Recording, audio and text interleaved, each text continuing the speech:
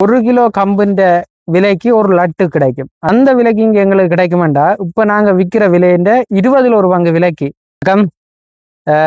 இன்றைக்கு ஃபுட் சிட்டியில் ஒரு ஆள் என்ன கண்டார், கண்டுட்டு கேட்டார், தம்பி இந்தியாவுக்கு எல்லாம் போயிட்டு வந்துட்டீங்க போலடாக்கி, இனியாவது அங்க சிறுதானியங்கள விலையில பார்த்து கொண்டு வந்திருப்பீங்க தானே, இனியாவது மக்கள் வாங்குற விலைக்கு வில்லுங்க. அப்ப நான் சிரிச்சு கொண்டு சொன்னேன், அங்க கம்புன்ற விலை 22 ரூபா ரோ மெட்டீரியல், அதாவது விவசாயிடம் இருந்து நேரடியாக கொள்முதல் செய்கிற பெறுமதி வந்து 23 ரூபா. அந்த விலைக்கு இங்க எங்களுக்கு கிடைக்குமாண்டா இப்ப நாங்க விக்கிற விலைன்ற 20ல் ஒரு பங்கு விலைக்கு மக்களுக்கு கொடுப்போம்னு சொன்னேன். அது வந்து சாதாரண விஷயம் இல்லை. ஏனென்றா இங்கே அப்படியான விலைக்கு கிடைக்கல. முதலாவது. அடுத்த விஷயம் என்னன்னா, நாங்கள் எல்லாம் இப்ப வேல்யூவேஷனுக்கு வந்துட்டோம். அங்க 1 கிலோ கம்புன்ற விலைக்கு ஒரு லட்டு கிடைக்கும். அதாவது 1 கிலோ கம்பு 23 ரூபா ரோ மெட்டீரியல் விலை. ஒரு லட்டுன்ற விலை 20 கிராம் லட்டுன்ற விலை 20 ரூபா.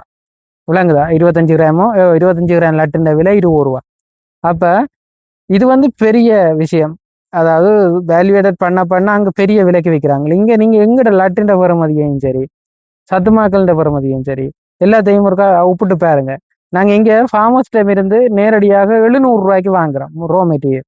அப்ப அதை வச்சுக்கொண்டு எல்லாம் நீங்க தோசை மிக்ஸ், கஞ்சி மிக்ஸ் அங்க இந்தியாவில் என்னென்ன விலைக்கு போகுதுன்றக்கா பார்த்து இங்கேயும் ஒருக்கா ஒப்பிட்டு பாருங்க. ஒப்பிட்டு பார்த்தீங்கன்னா தெரியும் நாங்க என்ன தேவைக்காக அங்க போய் வந்து நாங்க அதாவது காசு வந்து கூட்டணும்ன்றது இல்லை, இன்னும் குறைக்கணும். அதாவது ஃபார்மர்ஸ் எப்படி குறைக்கணும்ன்றதை பார்க்க போனாங்க.